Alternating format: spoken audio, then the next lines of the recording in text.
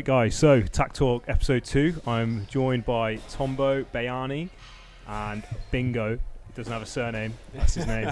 Episode 2 today, we're going to talk about coming back from injuries, all right? So obviously with the gyms reopening, they've been open now in the UK for about 3 weeks. That's for our international audience, 3 weeks in the UK.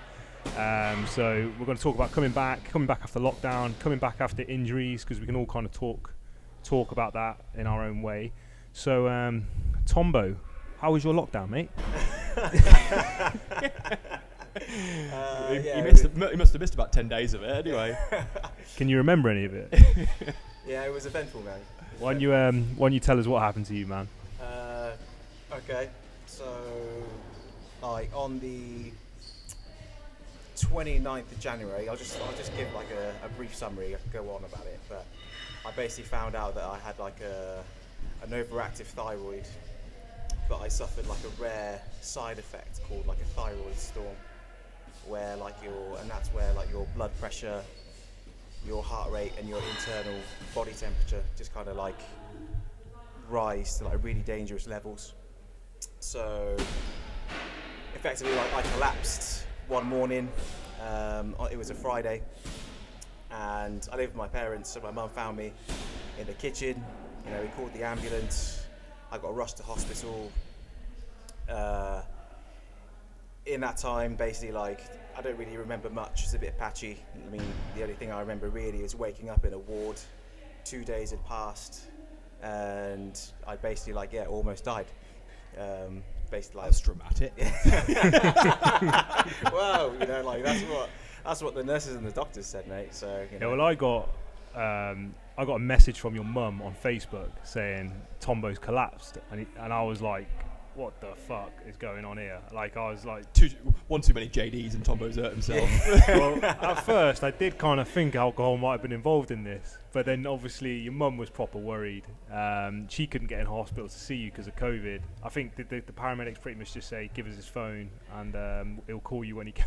No, my parents put the phone in the ambulance, but I had no idea that had happened. It wasn't until I'd been awake a few hours, a day had passed since I'd woken up.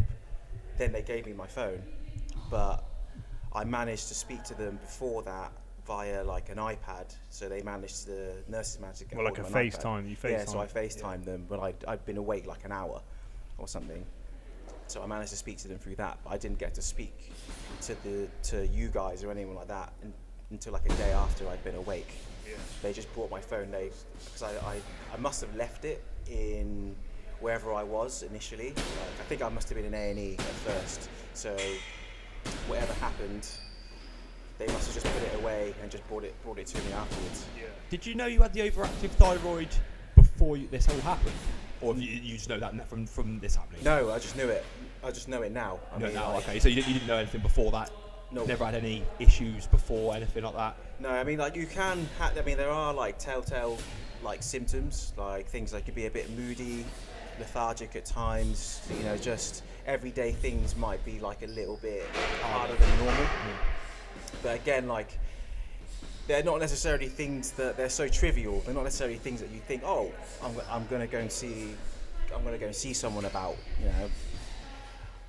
But at the same time, in my case, you can get no symptoms, and just. So in this case, was this thyroid storm brought on by underlying thyroid issue, or do you now have a thyroid issue because of this thyroid storm you had? It was an underlying thyroid issue, which is I'm currently hopefully getting sorted out. So I've been on medication since I came out. I had an appointment with an endocrinologist last Wednesday. So they just ran some tests. They did some more blood tests, and thankfully, my thyroid is kind of there's a downward, leveling out kind of thing. Yeah, a downward trend.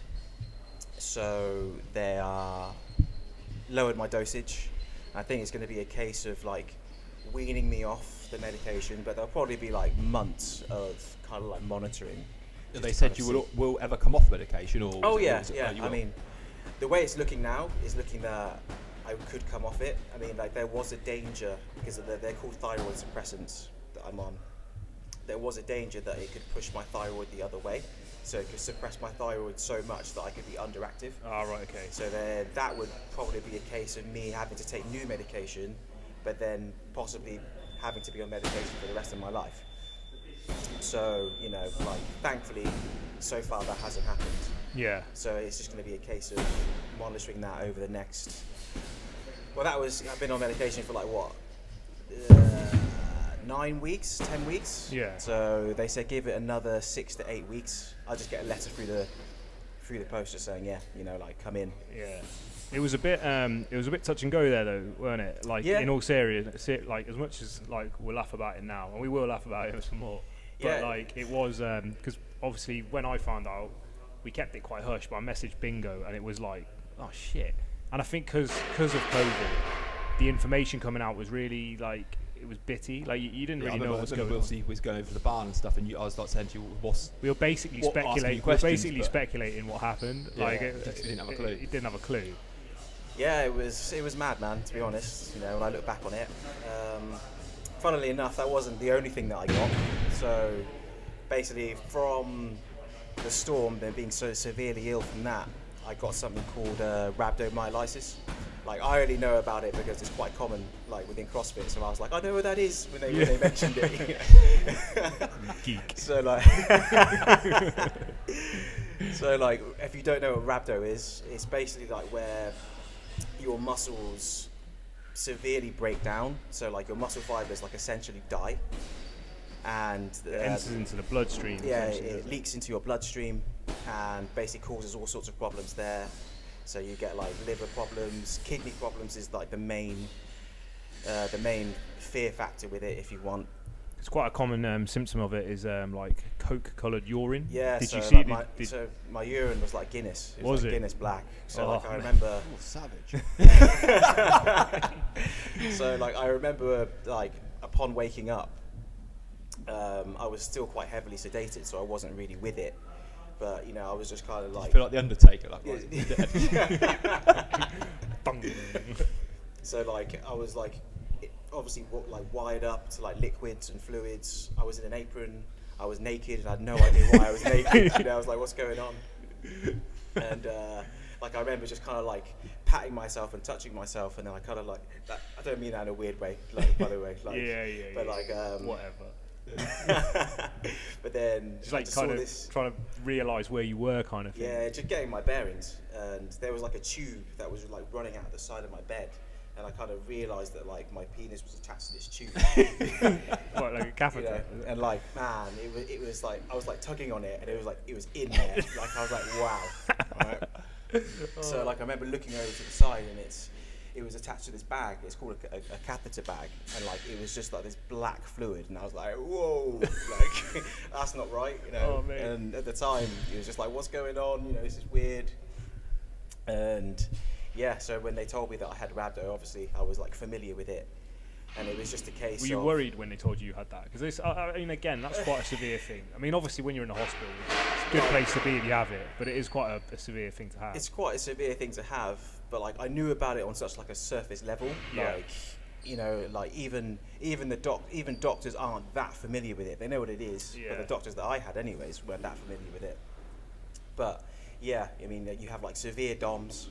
So the pain is just like once the sedative wore off, like the pain was like real. Whereabouts? Like in your legs and stuff?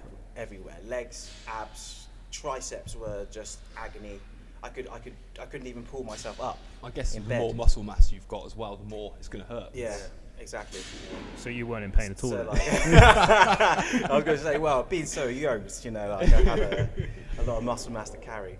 But yeah, like basically what happened was it just over the course of the time that I was in hospital, I lost like a lot of weight. So 17, 18 kilos kind of went, and it was kind of weird because I didn't really notice it whilst I was in hospital. Like, you know, for example, like you could go to the toilet, and when I look in the mirror, like I still had like an alright amount of size on me. I wasn't that worried about it. Yeah. But then it wasn't until I got out of hospital where the first morning, like I had a shower and stuff, I looked in the mirror and I was just kind of like, what? Like, Where's Tombo gone? Just like you done with shrug. that man? Couldn't believe it. And I don't own any scales at home, so I didn't know what I weighed. It's mad how quick the body loses weight. Yeah. Like in that kind of I situation. imagine if you got rhabdo and obviously you're weighing out muscle fibre and all that kind of stuff as well, it's gonna your muscles are broken down and you're just getting rid of all that muscle fibre and stuff Yeah, like that. I don't quite know how that works. Like I know, like, because I always thought rhabdo was quite like a localized thing. Do you know what I mean? Like, because people get it, it's quite common in like things like car accidents or like, I don't know, say if a soldier gets blown up and like he loses his legs or she. Yeah. Like I thought the rhabdo would occur in that area where there's kind of trauma. Where, like, for you, was it like everywhere? It was everywhere, like literally, like. So your muscles just all over your body were basically all over wasting my body, away. I was in agony. When, after like a couple of days of being awake, they wanted to try and like get me to walk, and I felt like Bambi on ice, like like I felt like I'd never walked before, and even that was quite like anxiety inducing. I was like, whoa, like Yeah, it's so like, strange. yeah. Like I hope this doesn't last very long. Especially when you're like, you know, quite a strong lad, like, you know, obviously working in a gym and stuff, and you're used to just having like control over your body. Yeah. I can imagine then like not being able to walk is quite humbling in a way. Yeah, having to get escorted to the toilet, just because. I was going to ask about that, mate. Right. So when you needed the toilet, when you needed a number one, when the catheter was out, what did they do? They just walk you to the toilet. So, with the catheter stayed in the whole time, but like for the whole duration. It was when I needed a number two, which was the issue. So, I don't know if I want to know. Do you really want to get into this? Yeah, man. No, I just wanted you to be lying in bed, and some nurse comes over, like, oh. Well, I mean, if you're eating right now, I'd put your food down. yeah, I'll put your food down. Yeah. So like, if I needed a number two, so like I thought I could just go to the loo. I thought they'd just like put me in a wheelchair or something. I just thought, yeah. They were like, no, you can't. You know, like you need to do it here. And I was just like, what do you mean? You know, so like, What do you mean? So like, I don't know what it was called. Just do it there. Yeah. So like, what they did is they gave you like you just like managed to get yourself to do it there instead of like obviously if you're used to just being sat on a toilet. So just to be able to do it there and then. I'll get to that, man. I'll get to that part. Yeah. So they gave you like what was like a cardboard like cup, which was like basically like it shaped your bum like perfectly. So they were like, what you need to do is basically like, imagine I'm laying in bed, just kind of like sit this underneath you, and we'll draw the curtains, and you just need to like let go. do your thing. And I was just kind of like, I mean, if you could imagine the first time that they were telling me this, like my face just kind of dropped. I was just like, really? Oh man, I would have loved to have been there when you were getting Was you in a told shared that. ward? Yeah, well, there were other people in the ward, like, you know. Did they people tell them to put either side of earplugs me. in or anything like that? It was so unnatural because, you know, obviously going for number two is quite like a private thing. You just do it in the comfort of your own privacy. On your own throne. So like being there, just kind of like, right, okay, and yeah, like it was weird. It was weird. I did it. Like quite shy, like because basically you're taking a shit in a bedpan and someone's coming to get that, like walking off with your poo. So like, is that why? Did you have to look away? Like could you not look that person in the eye as they're coming to get it? Well, you had different nurses depending on who was on shift. Just save it for the ugly looking nurses. There were times where I held it in, man. Yeah. But yeah, they take it away. I mean, like, I think the most like I guess degrading thing was like they cleaned you up like afterwards. Someone literally wiped your ass for you. Literally, man. Like you turn over to one side, and I was just lying there like, what's going on? Like, I shouldn't laugh because this could be us next week. Just something could happen. Could be you, man. Oh mate. But like, was that horrible? That was just like a horrible thought. Like, because you know, you basically lost all bodily function to do basic stuff like that. And that was like essentially because I couldn't walk at the time. That's why I had to do it. Yeah. But like it kind of like just going through it once, I just like told myself like, T, you're getting on your feet. Like, you're gonna walk. I didn't want to go through that too many times. Were they chatting to you at the same time? Whilst I was... While they were wiping your ass? Oh. Were you trying to make small talk? Like, I guess for them it's just an everyday thing. Yeah, Like, exactly. It feels. Yeah. For me it's alien, but for them they've done it like 1,000 times. Yeah. And, you know, I saw them doing it to other people as well. You know, I was in an ICU ward, but like there were like COVID patients in there as well. Yeah. Some of them were quite severe. You basically had this during the peak of this second wave, really, of COVID. So like, you know, death rate was quite high. So I imagine obviously the wards and the hospitals were quite full of COVID patients. Yeah. So like from what I've been told is when things got quite bad for me. So like I got into hospital in the morning, like around 9ish, I think. But things didn't get serious for me until the evening. Okay. So like I had trouble breathing on my own. I essentially stopped breathing, and they put me on the ventilator, but they couldn't find like a ward to put me in. All right, okay. So there wasn't any room. So I don't know where I was in that time. I just got told I got put into like a makeshift ward. Then there was finally room for me in like a normal ward, I guess a regular one. So then after 2 days, they activated me. That's what they call it. So they woke me. I woke up. Obviously, I've explained that I wasn't really with it. Then after a few hours, they moved me into an ICU recovery ward. But that ward had been made up. So essentially, they just like found a room. All right, okay. And they were like, because the wards were so full, they just put people in there, kind of thing. So at the start, there was probably about 4 of us, like in there, and you know, people were just kind of in and out, like as the days went on. But I think at peak, there's maybe about 8 of us in there as the days went on. But as I started feeling better, they moved me to like another wing. So I was in like West Wing. If you know the John Radcliffe, you know, I was in the West Wing. And then I got moved to another, I can't remember where they moved me to, but it was a bit of a trek. Yeah. You know, just like lying in bed, I was getting pushed, and I was in there. I managed to, about a week after it happened, I managed to FaceTime you. And, yes. And I mean, you were pretty out of it. You weren't quite making sense still. You were still a bit like... Yeah, so like, I not long had my phone when I spoke to you. So I got it, and then one of the nurses gave me access to the Wi-Fi. So as soon as I got Wi-Fi, as you can imagine, my phone just got bombarded with WhatsApp messages. Yeah, because everyone was worried and stuff. You, Sam, like my brother, Joe would have been. Joe, who's like one of my best friends. Yeah, just like bombarded with messages. And at that time, I hadn't really known what had happened. So like, you know, just getting all these messages saying, you know, I mean, I remember what you said. You're like, you know, keep fighting, man. And I was just kind of like, yeah, thanks, mate. Like, you know, sure. At that point, I didn't know what had gone down. So, mate, we actually thought you were gonna die, man. Like, it was like that kind of, because like all we got told was it was a thyroid storm, and you were still out of it, and you're in the ICU, and the only thing you have at your disposal was Google.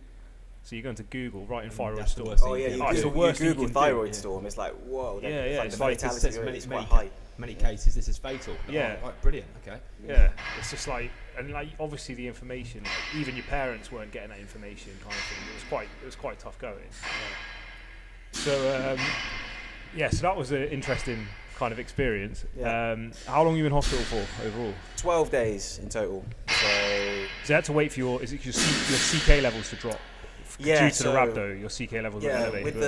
With rhabdo, your body releases a protein called CK, or creatine kinase. Sorry, I just opened a rain can. And shameless plug. Well, this protein gets released anyways when we train, but with rhabdo, it kind of soars. It can soar to really high levels, and my levels were like, well, according to the nurses and the doctors, the highest that they've ever seen in someone. So I'm guessing this could be down to like muscle mass as well, depending on how much you've got. But like to put it into perspective, you need to pick yourself up, actually. Sly, just throwing that in there. Throw it up. By the way, I'm a unit. I'm an absolute unit. So like to put it into perspective, or I was. really. Yeah. So to put it into perspective, like really high CK levels would be like 22,000 Okay. and up. But like mine were at their peak of my rhabdo, they were at 500,000. Oh shit. So like, I was just kind of like, whoa, I had no idea what that meant. It was bad kind of thing. So they actually let me out once my levels were about 25,000. I mean, that's like an acceptable level then. Yeah, it's still a bit higher than normal. By normal standards, that's still really high. But considering where it had been, they were like, okay, you know, like there's a downward trend. And I've had to have blood tests subsequently since I got out of hospital, like every 2 weeks or so, just to like make sure that everything is still all right. So, you know, CK levels, liver, kidneys, etc. And yeah, everything's good now. You know. Going back to the morning that actually happened, do you remember waking up? Yeah. So like I remember waking up, and I remember I do remember being like off my, you know, like off balance. Yeah. So like my bedroom's downstairs. I walked out, go into the kitchen. I don't really remember anything. I don't remember collapsing like that or anything like that. But then I remember my mum screaming. So she was in hysterics. Then I remember the paramedics getting there, but I don't know like how much time had passed between my mum screaming and the paramedics getting there. Then I kind of remember getting into the ambulance, but like I'm not sure if it's because I remember or because my parents told me what happened. Like they described it almost. They just described it. Yeah. So yeah, that bit's patchy. Then being in hospital, I remember then COVID testing me. So I remember like one of the doctors waking me up because I was like in and out of consciousness, and I got COVID tested. Then I remember waking up and I was like desperate for a wee, like I needed to go like there and then.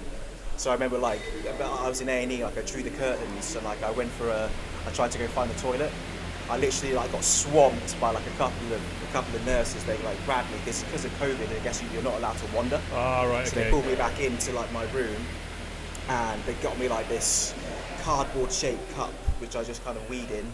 Yeah. And after that, I don't remember anything. You know, like the next thing I remember is just waking up in the ward, and so I don't know how much time had passed in that time. I just know that things went a bit tits up in the evening. You know, so yeah. It's crazy. Yeah, it's mad. I mean, that's pretty mental. I mean, obviously, like with this kind of this particular episode, I'll bring Bingo's injury into it, and like obviously I've been injured myself. Now you're back in the gym. You've always been a fit, strong lad. All right, you've always been strong. All right. Like how. And the reason why I wanted to talk about this is because you two have completely different goals, all right, which then affects your mentality towards those goals. So how has that kind of affected your way back, I suppose, to your way back into fitness, you know, getting strong? Well, for you, it's a case of just getting capable again of doing things you kind of used to do. Yeah, I mean, like it's been humbling, to say the least, because I think there's, as much as I try and suppress it, there's like a bit of ego. Like you go in and what you remember being able to do or think that you can do just isn't. It's not there anymore, you know. And there was like a quick realization. I mean, there was a realization before the gym, before the gyms opened. I mean, I wanted to just maybe about 3 weeks after being out of hospital, I wanted to like test the waters just to kind of see where I was at strength wise. So I thought I'll see how many press ups I can do. And I thought, 20. How many did you do? Yeah, well, I thought 20 would be a good number. I thought, like that's a good foundation to kind of build off of. I did 8. Like literally, like I physically couldn't do more than 8. Like I got to 5. And my hands and my whole body was just kind of shaking and squeezed out the last 3. So like even were they on your feet as well? They were on my feet. Yeah. So even then, like that was a bit of a wake up call. He was like, "Wow, all right, this is going to take longer than I thought." So like it was like it's been like a massive shift in mentality. Like I've kind of seen it as like an enjoyable challenge. It's kind of like getting to start again. It's like back to the drawing board and maybe doing things differently to how I would have done maybe 10 years ago or whatever. Well, you have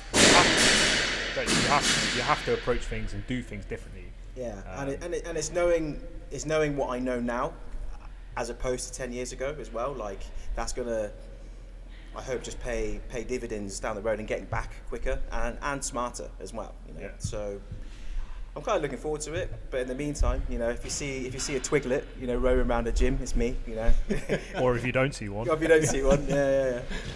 So obviously, in the last episode, we spoke about you hurt yourself in the third open workout. Now this is where I think it'd be good to talk about, because you know a lot of our members, they've got different goals essentially. Like most people's goals is just to kind of be fit and healthy, but we have some who want to be competitive. Obviously you want to be competitive, you want to compete at a good level. This injury has effectively stopped you from doing that just at the point. You're still injured now, you're still suffering the effects of it. How has that experience affected your mentality coming back? Like you don't have the same issue as kind of people coming back into the gym, because we could train, we were quite fortunate, but the injuries obviously stopped you from training to the level you were training at.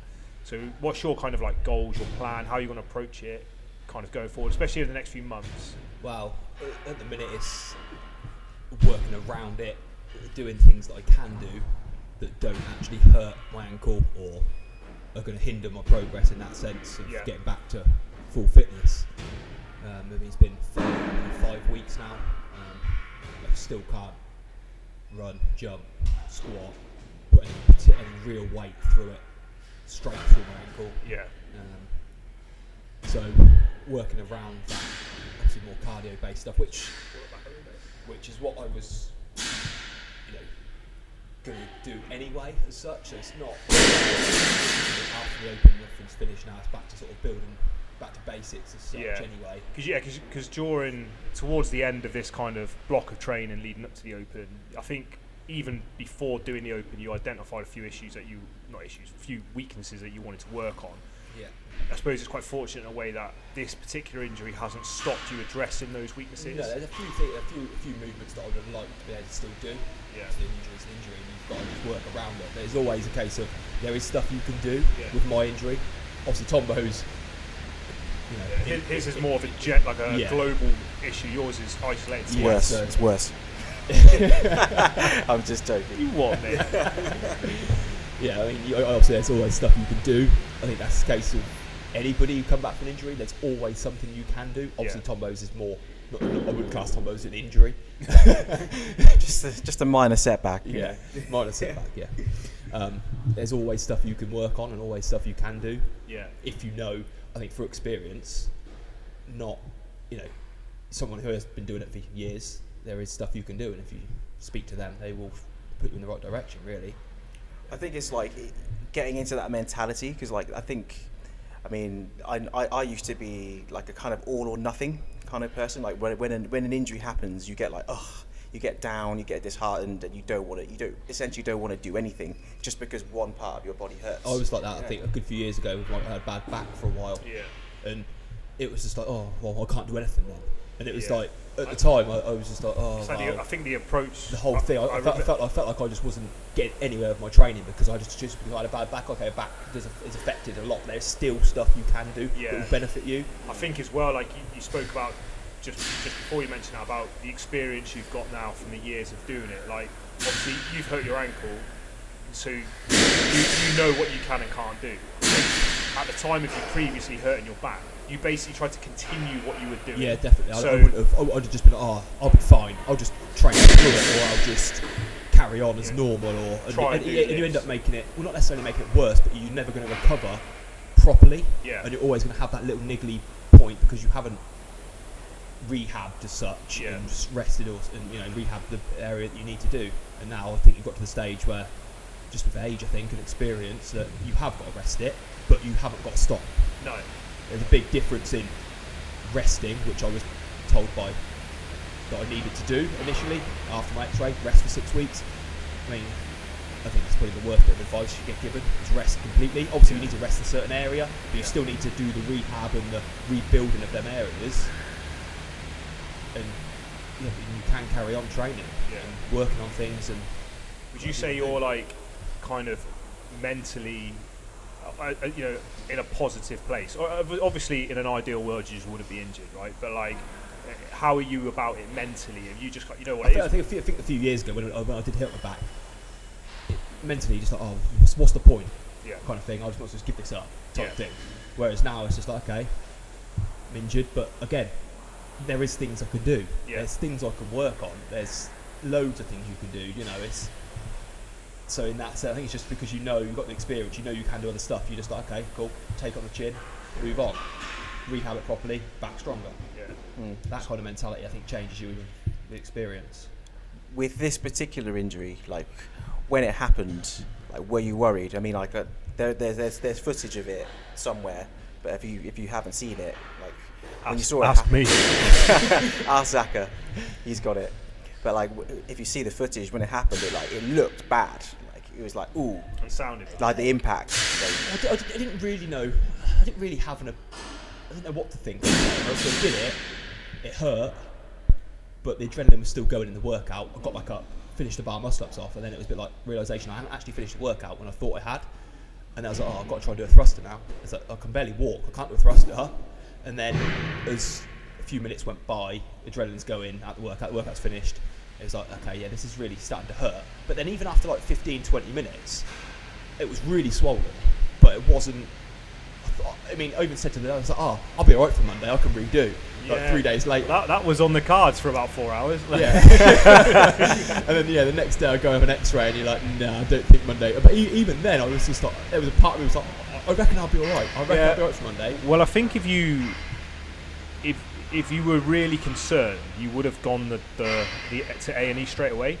Because I don't even think you were planning on going on Saturday. I wasn't really. You injured yourself on the Friday, and you there was no intention initially of you going to hospital. No, but I think I've always been a bit like that, unless I'm on a deathbed type thing. Like typical bloke, basically. Yeah. I'm like, I'll be fine, kind of thing. He's a Campbell. I was just, I'll be alright, I'll be fine. Yeah. And then obviously, I thought, it was pretty swollen, and everyone was saying how bad it was. I thought I probably should go get this checked, just to check nothing's broken, that kind of thing.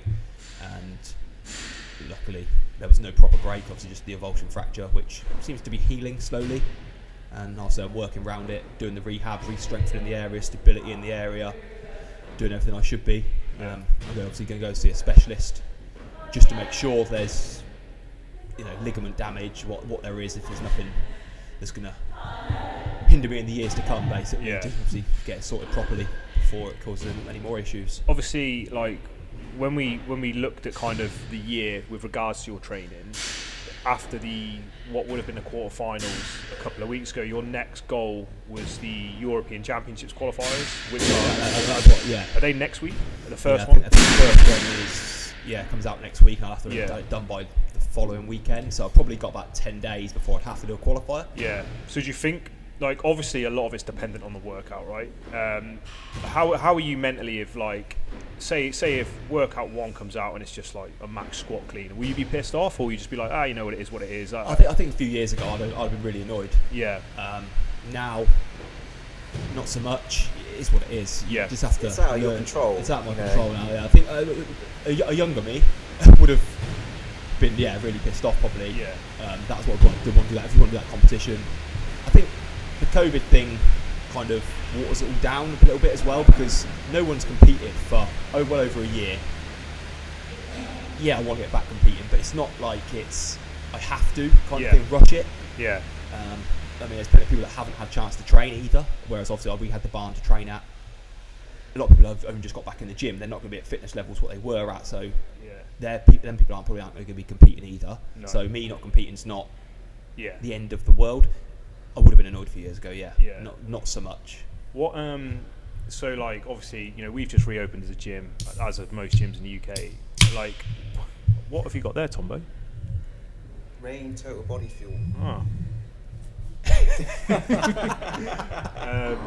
what would be your advice to? So, like, I'll speak to you first, Tombo. Like, for our members coming back who do it purely just recreationally, who do CrossFit recreationally, and they're trying to come back to the gym. The gym's effectively been closed for 8 months out of the last 12. We've been open here and there, but we've been pretty much shut for that amount of time. What would be your advice to someone coming back who's doing it recreationally? Build slowly. Take your time. I mean, you're not going to be, strength-wise, you're not going to be hitting the numbers that you were hitting prior to lockdown. Think about the bigger picture. I mean, like you don't think about the long-term goals. I mean, if you're not competing, you don't need to put that kind of pressure on yourself. Have fun with it again, I mean, I know we can't really hold classes at the moment, but still try and come in, try and rally your mates around, people that you train with on a regular basis, and just have fun with it again. Have fun. Training should be fun first and foremost, anyways. Like if you're not enjoying it, then why do something that you don't enjoy? So my advice is just take your time, have fun. What would you say? Because we got probably I'd say about probably 10% of our membership like to do it competitively, of all levels of that. I mean, even on any, whether you're competitive or just do it for fitness, just come back to the gym. Like sometimes I enjoy it. Just be consistent. Get in 4 or 5 times a week. Don't worry about your performance in workouts. Just for the first month, just be consistent. Get some consistent training going. And then after sort of 4 to 6 weeks, then start worrying about how you're performing. I mean, people haven't been able to train in gyms for months. No. So you just got to get back in, be consistent. Don't worry about how you perform, regardless of whether that's competitively or not. And just come back into the gym. Just be consistent for a couple of months. Yeah, I agree with that. I think the key to, so from a performance point of view, the key to getting better is enjoying the process. Like, I think if you come in and you see it as a chore and you're comparing yourself to like last year, or you're comparing yourself to other people, you say getting nowhere, or you're just going to go too hard and get injured. I think you've got people coming back in, don't just go straight into trying to do a max set of keeping pull-ups or anything like that, because you're going to be sore for days. Or something like that. Yeah. You haven't worked at that intensity for months. You're just going to be aching for days and days, and it's not going to be enjoyable, because then you're going to miss days of training because you're aching too much. Probably going to injure yourself because your muscles aren't conditioned to going at that intensity at the moment, and that kind of thing. You need to build it back up slowly. Like I say, just be consistent. Have a plan that you're following that's not unachievable. Yeah. Yeah. So enjoy it. Get in with friends. Yeah, I think that's the key. Enjoy being back in the gym. Yeah. Feel good for being back in the gym, because like this has been a tough year for the fitness industry, and a tough year for people who like going to gyms, because we're not meant to be like recluses. Like we're meant to like, not necessarily meant to train in groups, but like I always said, the reason why CrossFit's successful as a fitness methodology is not because of what's written down, it's because how it's facilitated in a class, in a group environment, with your friends. Getting with your mates. Yeah, makes a big difference. So Tombo, it's now April, coming towards the end of April. Let's talk about the next 6 months. How do you see yourself? Do you want to put any weight back on, or are you quite happy being, a marathon runner? Yeah, well, the goal is to just... Tombo's never been a runner, that's no joke. Yeah, it's never been my forte. Yeah, right now you wouldn't look out of place at the London Marathon. So the goal is just to gain some strength, put some weight back on. I mean, right now, I'm probably about 84, 85 kilos. I was 83 when I first got out. You're probably about 100.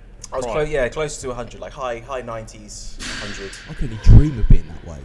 What, 83 kilos. Jeez. Well, I haven't weighed that much since I was about 21, man. Bingo hasn't weighed that much since he was born. So yeah, I mean, like I haven't put like a time frame on it, mind. I don't know how my body's going to respond. So have you got more of that? Is it this more of like a? I think sometimes with an injury you can't put time frames on things. No. It's especially like it's listening to your body, because that's a big health thing. Yeah. Would you say is there any performance goals with that? Obviously, you want to put a bit of muscle mass back on, but is there anything in particular that you'd like to be? Tombo's going for top 60 in Europe next year. Oh, I'd love to see it. No comment. No comment to the performance. Keeping his cards close to his chest. Is there anything you're desperate to get back? Like, because like the years I've known you, you've always been like shit hot at pull-ups or you know, the kind of calisthenic style training. Like, you've always had a big deadlift for someone who never deadlifts.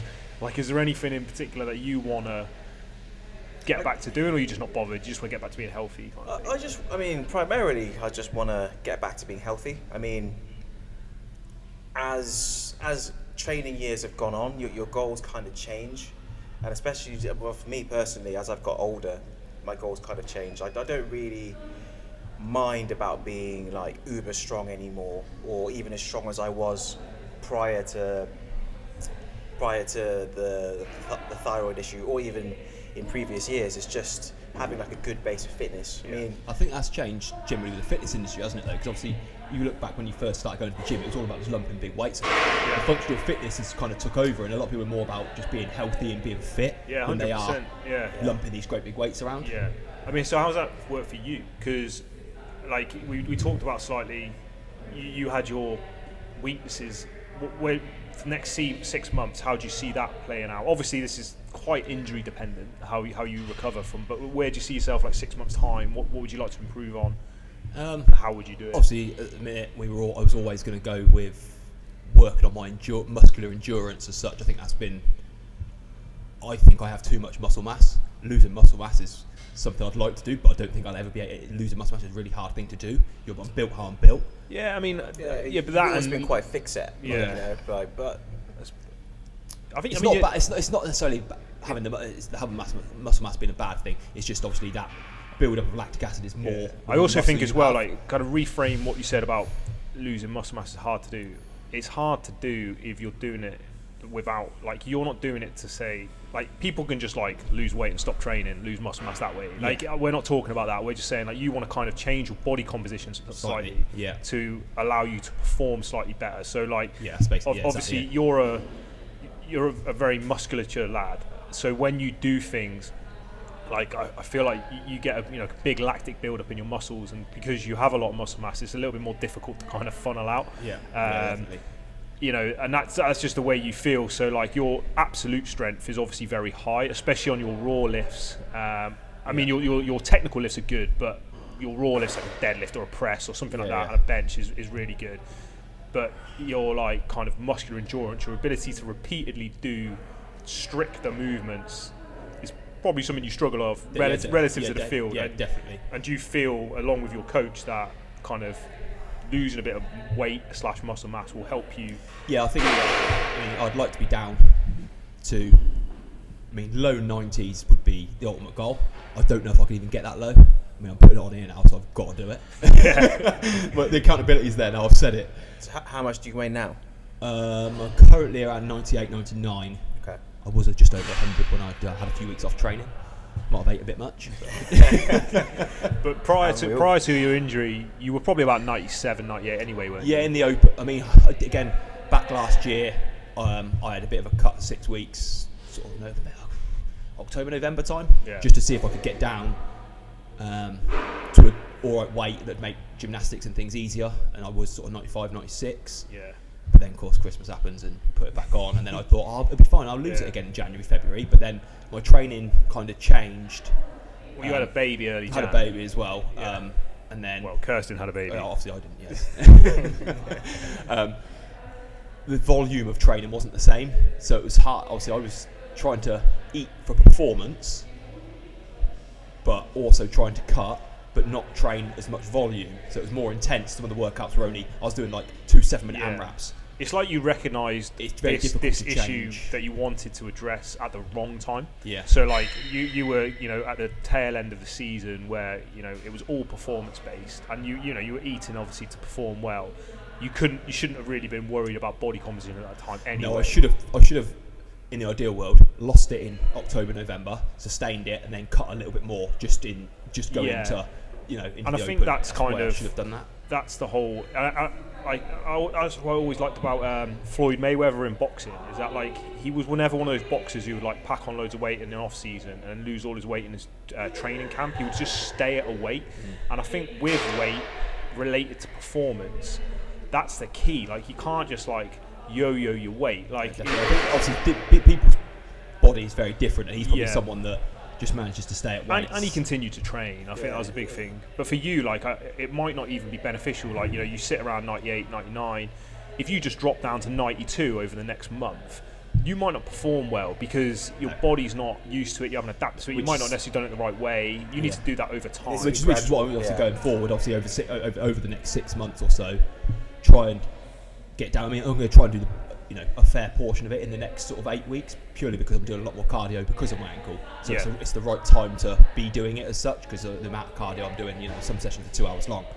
And going forward, if I can be lighter and then build it, 6 months time, that will take us towards the end of the year. There are some competitions towards the end of the year that possibly.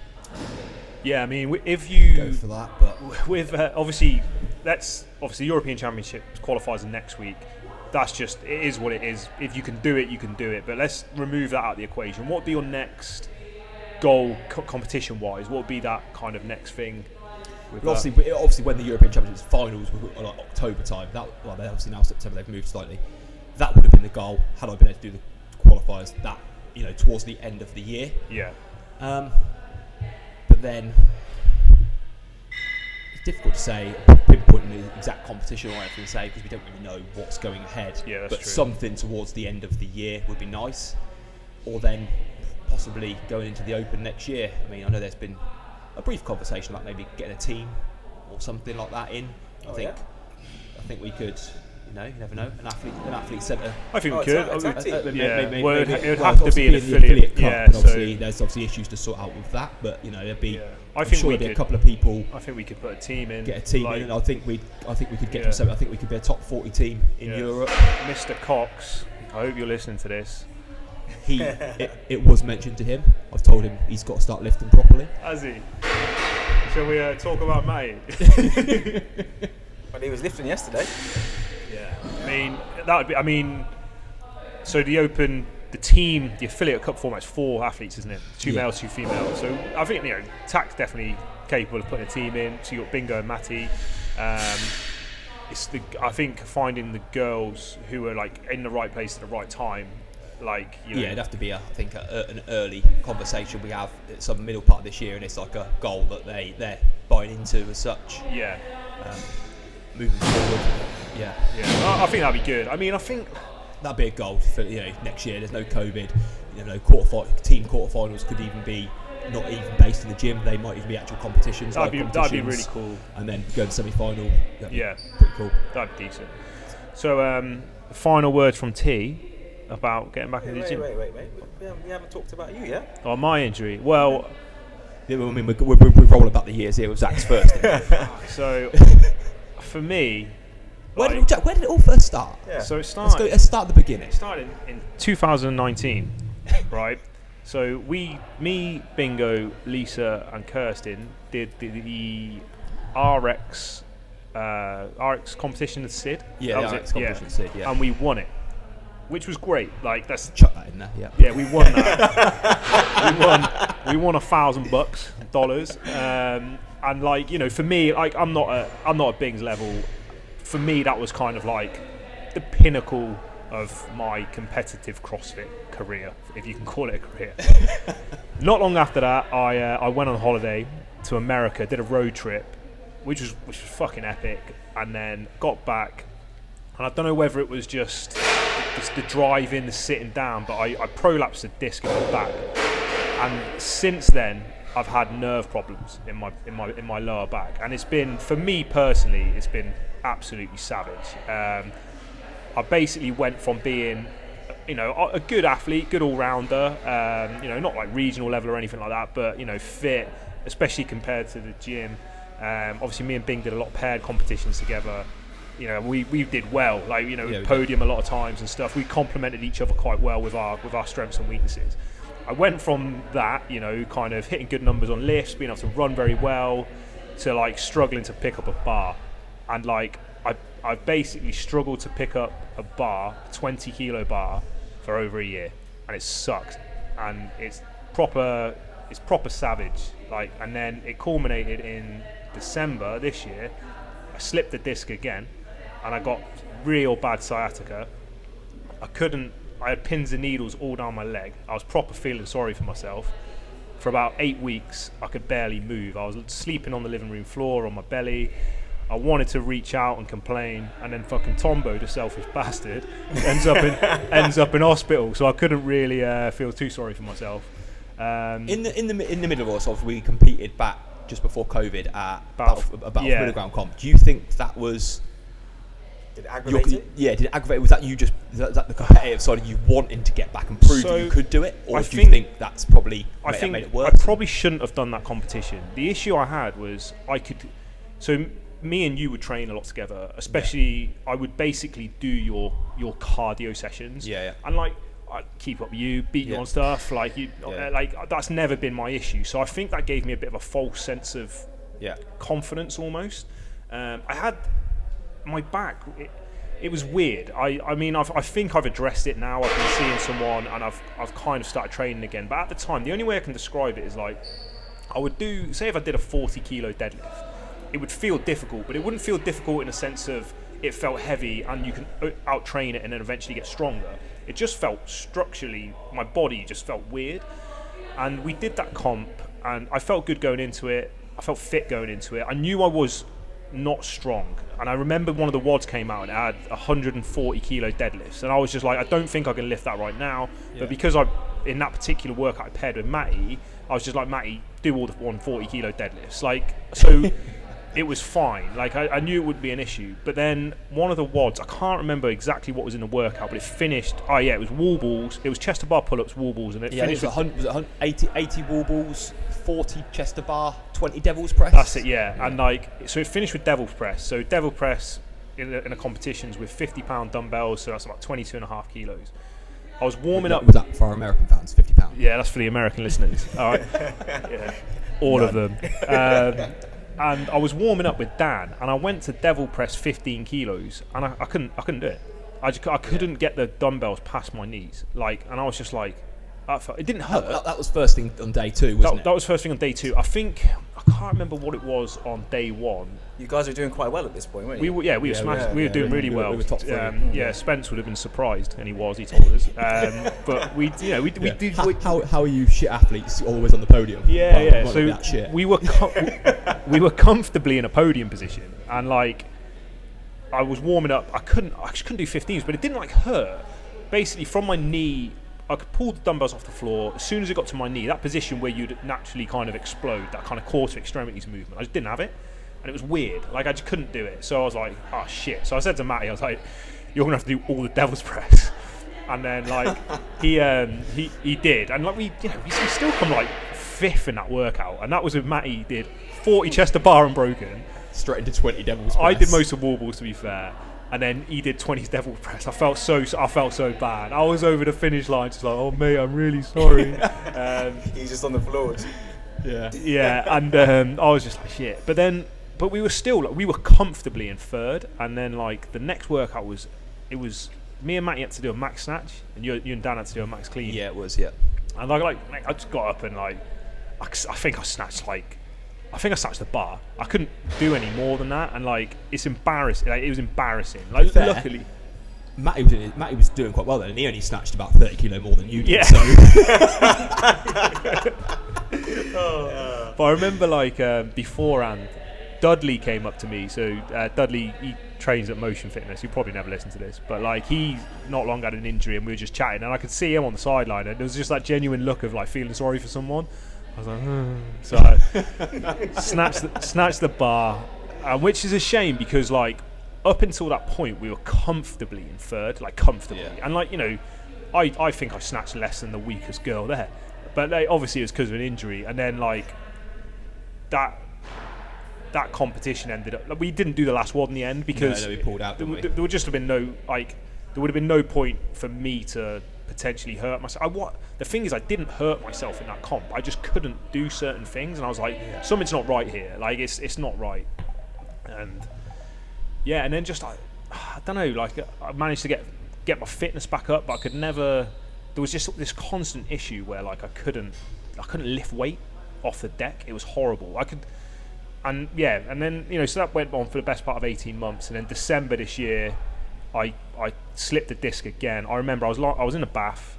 Because you just started training again, just doing a bit of lifting, aren't you? Yeah, I just started kind of moving weight again, and I felt like, because I started seeing a physio, and this is kind of, a lot of people will have this with injuries. Is I was bouncing different physios, trying to get different advice, and definitely commit to one. If that's one advice I can give to someone, is find someone who, one, has a clue. I'm not saying these people didn't, but I've seen so many different people, and I was a lot of them give you a different idea of what and and I think a lot of times you're trying to find something that you want to hear, and that's on me. Like, and I think that's everyone. Everyone's got an idea of what's wrong with them, and someone confirms what you think, and it's like, oh, they must know what they're on about. Exactly, yeah. Just because they, everyone has a narrative of what they think could be the issue, and if you see someone who fits that, just basically go down that route. And I wanted to fix my back. So I was training with Bing quite regularly. We were hitting the fitness stuff hard, and I was feeling fit. Like, my cardiovascular fitness was great. I was getting out my bike a lot. I was running quite regularly. So I was like, I want to get my strength up because I want to do competitive CrossFit again, because that's what I like doing. So I went and seen this guy, this brilliant guy. I did it through my health insurance, and I just said, listen, my back is really weak. It's just structurally weak, and I can't understand it. Like, I suffered this injury basically a year ago. So went on a program, started sorting it out. I felt like it was kind of getting better. I was starting to get stronger, and then December comes. I'd done some snatch pulls. I knew something wasn't quite right, but I was like, I'm just a bit weak, so it is what it is. I was in the bath. I got out of the bath. I lay down on my bed, and then I felt like a little pop in my back, and it was almost like someone had poured hot water on my back. It was a real weird thing. Like, it was quite an odd sensation, and I was lying there. I was like, oh, that was a bit fucking weird. And then, like, immediately my left leg, the whole of my left leg got pins and needles, like from basically my ass to my big toe, pins and needles. It was weird, and like, pins and needles is not very nice. So I had pins and needles from like the 23rd of December up until about 6 weeks ago, like, and it just, like, constant, mate, I didn't go. Like, and it basically went in stages. So, like, my toes were the last thing. So I was like, oh, this is horrible. I couldn't sit down. It was just well uncomfortable. I had to, like, if we ever went somewhere in the car, I had to lie on the back seats. Me and Bing were trying to sort out the... I shouldn't laugh. That picture of you just lying on the back seat cracks me up. I was like that. The dog was on top of me. Well, I mean, I laughed at you, T, so you could laugh at me. But I couldn't... so basically what happened was I had sciatica, like, really bad, and it was pretty horrible. It sucked. I mean, when I got over those initial stages, I think I got over the worst. The worst of it lasted for about 2 weeks. That's quite a long time when you're like in pain constantly for 2 weeks and just uncomfortable. So, like, and then me and Bing managed to get hold of a barn. We started training in this barn. I think Bing trained on his own for about 2 weeks, and then I started coming like 3 times a week. Start of January, that was, wasn't it? Yeah, so I started coming about 3 times a week, but I literally just started off with like, I'm going to try and stand on my wobble board and just like get a bit of like kind of bit of muscular awareness back in my legs. And over time I managed to start training again. It was all doing like body weight work, like dumbbell pressing, pull-ups, just taking it steady, like, basically. I had to really, which is not something I would have done in the past. So when I first hurt myself, similar to when you hurt your back, I was just like, I'm just going to try and do what I can do until I can do it. Do what I used to be able to do until I could do it. And like, I was like, right, I really need to take a step back now. Eventually I went and seen a chiropractor, I mean, I'm hoping like this has kind of sorted me out. She basically manhandled me, this woman. She's about half my weight, and she just chucked me about in this room, clicked me about, and like, I've never felt a sensation like it. The pain and the pins and needles I had in my left leg went. Just, she clipped me about and it went. And I was like, that's a bit weird. I mean, the pins and needles and the pain was caused by the discs compressing on the nerve. That's essentially what happened. And I was like, shit, that feels amazing. And then I, like, literally about 2 days later, I went down the barn. I was on my own. You were busy, and I just did a few power cleans, like, on 40 kilos. I was like, bloody hell, like, I can do it again. But like, I'm still, like, I'm weak as dirt. Like, it's going to take some time, but I'm okay with that. Like, I've written myself a program, or I haven't written myself a program. I've given myself a focus of 2 exercises. So, like, my goal for the next 12 months is just to front squat and power clean. They're the 2 exercises I want to improve on. So I just want to see improvement. I'm not bothered about right now. I don't want to be like hitting what I used to hit. I just want to see improvement. So I've got that as like my fundamental primary exercises. And basically, that's just about being consistent with your training. Exactly, and being really kind of smart. I understand strength progressions quite well. Like, it's kind of what I do for a job, obviously, but like I know it quite well. But it's sometimes quite difficult to put on yourself. Like, you know how to do things properly, and like when you're and it's easy to get caught up in it. So it's like, right, I'm just gonna like. So I started on 40 kilos. So I'll be like, right, this week I'm going to do 3 days of doing cleans and front squats. I'll train around that. I'll put my Metcons in, but the Metcons I'm keeping as like kind of basic strict movements. I'll do like hip and pull-ups or butterfly pull-ups and toes to bar, but I'm not going to go mad and do things quickly. Yeah. So I set myself a limit of like 70% effort on pretty much everything I do. So it'll be like 70% effort in terms of Metcons. And then I'll like front squat and clean 3 times a week. I'll stay on top of my cycling, my running, all that kind of stuff. But it'll be like, so week 1, I'll be like, right, Monday I'm going to do 3 touch and go power cleans every minute. Wednesday I'm going to do 3 hand cleans every minute. And Friday I'm going to do 3 position cleans, which is a floor, hang from the knee, and then hang above the knee. That's all going to be 40 kilos. And then I'll be like, right, next week, if that feels good, I'll do 50% of the work at 40 kilos, 50% of the work at 45 kilos. And then the following week, I'll do 100% of the work at 45 kilos. And that's how I'm going to do it. And it's the same with the front squat. The front squats will improve quicker than the cleans because I don't have the same. One, I'm not going to load the bar actually through my spine. It's going to be in front of my body. Obviously, it's more leg strength, which wasn't affected by this injury. So that's my thing. I've learned a lot about myself. This injury is proper kind. Like I said, it humbled me. Was it hard mentally going? It was tough, man. Obviously, it's been a long time that you haven't been able to do what you like doing. I think it's tough being like because me and you trained together for years, and like, you know, I am not one of those people. Like, I always want to see my mates do well, and like I'm sat there buzzing for you because you're constantly progressing, and then you're also competing. I think in this time you did a few sanctionals as well. Yeah. And I'm not saying like I would have ever got to the sanctionals, but like it's just like, oh man, my mate's doing really well. I literally can't do anything, and that's quite tough. Yeah. And like and we were gonna do Sid again a year later because we got an automatic invite, didn't we? Yeah. And I gave up my space for Matty, and like, you know, and then I went and watched the competition, and like I'm happy because I'm seeing my friends do it. But like in the back of your mind, you're a little bit like, oh, I would love to do that, like because that's naturally. That's tough. And it's something you enjoy doing. You want to be out there doing it with everyone. Exactly, and I think it's from an ego point of view, like. There's members who come to our gym, and like I'm kind of like trying to say to them, like, I used to be alright at this. Back in my day, and I'm like, back in my day, I used to be quite good at this. I want, but you know, no one sees me train, no one sees me like do anything like that, and that's hard. And it's hard. It's hard. I found it quite tough. I think having an injury is tough, but it's how you respond to it and work around it and do your training. Definitely. Do what you can do. Yeah. More than think about what you can do more than what you can't. Yeah, I think in hindsight, I should have done where I said I should have seen someone and had faith in one person's advice and followed that advice through. When I initially went, I was like, I'll go to doctors. Obviously, they just poke you around, basically do jack shit. Then I went to a chiropractor, and the initial assessment from this chiropractor was like, I think you've got a torn psoas muscle. And I was like, that sounds really legit. Like, and I knew that's really rare to tear your psoas muscle, but I was like, that's got to be that. And it fucking wasn't that. It was nowhere near that. I went in eventually after a few months. I went and got an MRI, and it was like, you've basically got a herniated disc. I was like, do you think disc. If you've torn something, you'd be very aware of it, like physically?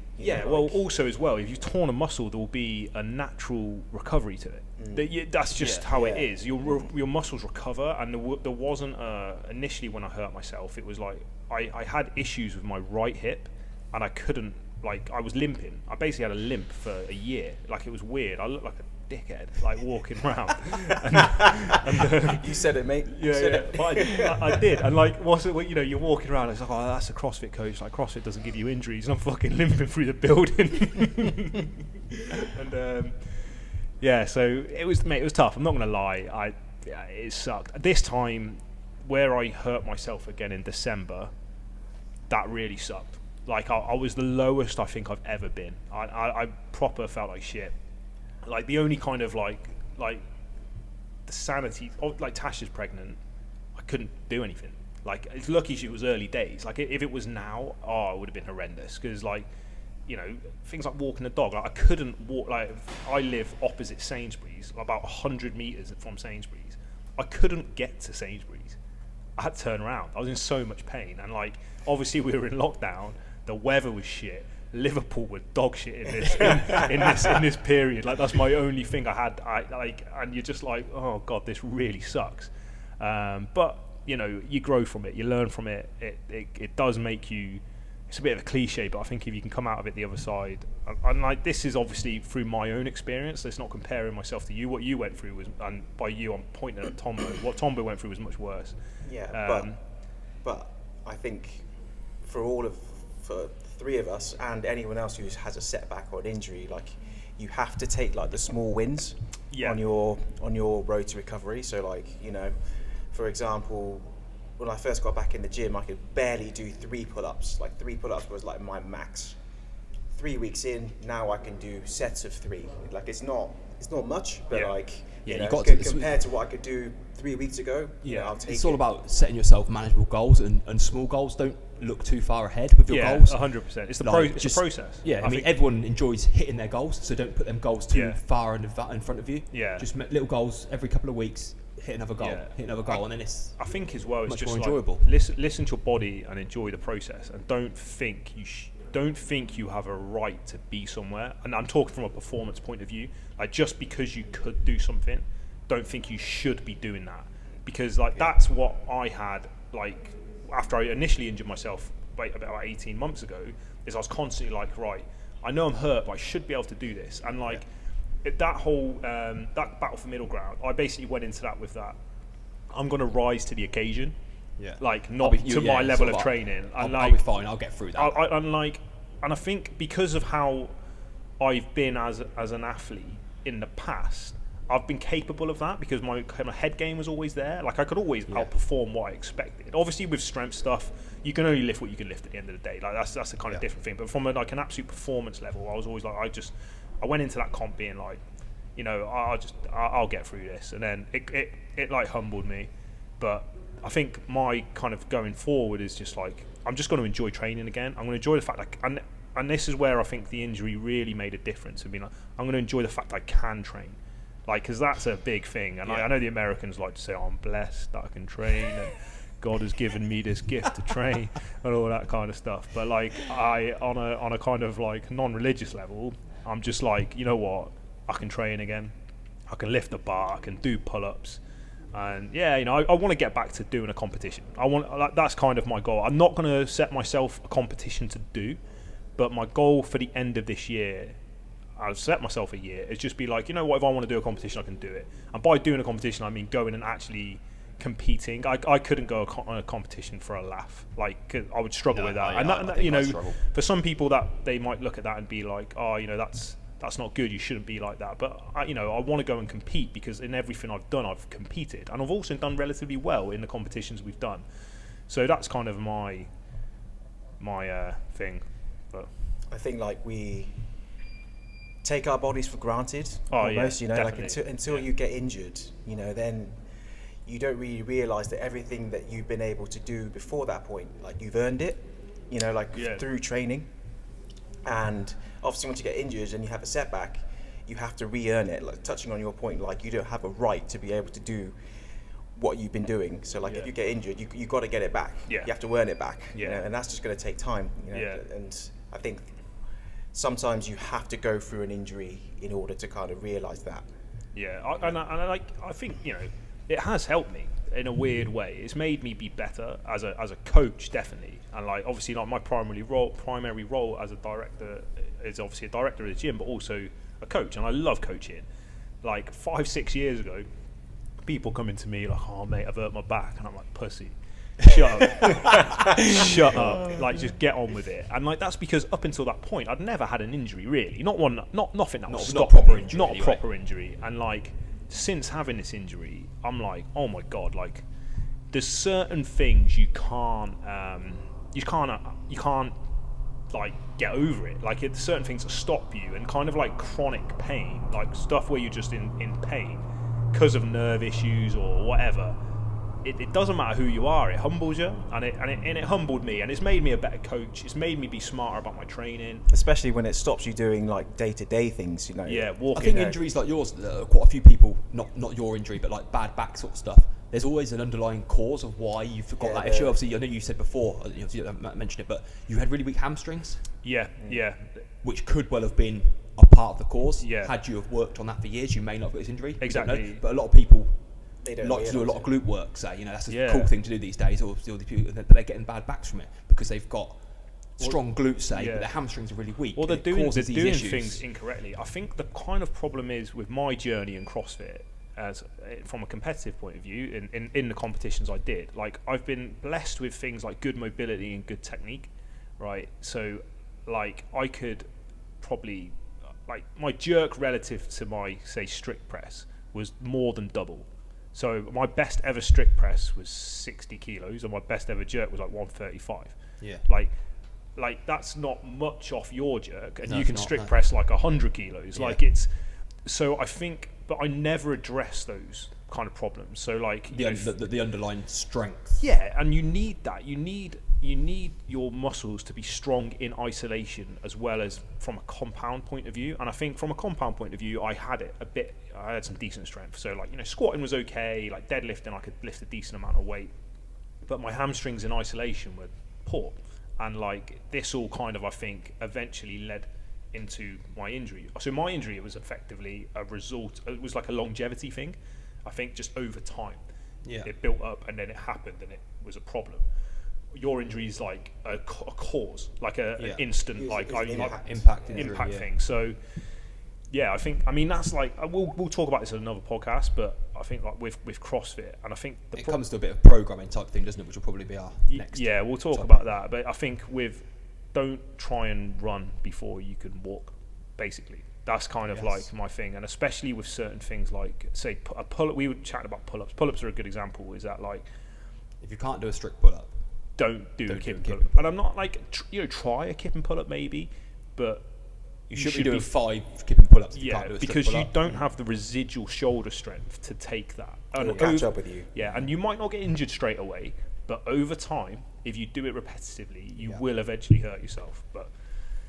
And that what you were touching on about being good technically. I mean, you saying that you had a 60 kilo strict press and a 135 jerk. I mean, that's incredible, man. Like, but that's a testament to technique. It's not. I mean, Smiler down at weightlifting at Bryness, I think he had a 60 kilo strict press and he had like a 140 odd jerk, and he weighed like 70 kilos. It's like relative. He's been doing it longer. He has, but yeah. So like that's why technique is important for those who are listening. Like technique is massive, but I do think like they're rarities. Like if you look at, say, like Ben's a better example. He was incredible technique, like jerked like 190 odd kilos, but he was also incredibly strong.